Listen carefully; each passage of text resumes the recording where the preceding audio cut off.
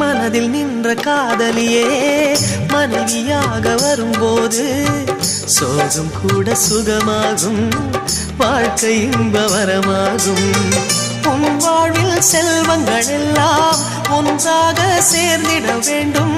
பூவே உன் புன்னகை என்றும் சந்தோஷம் தந்திட வேண்டும்.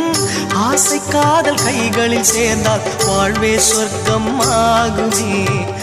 ஆசை காதல் கைகளில் சேர்ந்தால் வாழ்வே சொர்க்கம் ஆகுமே.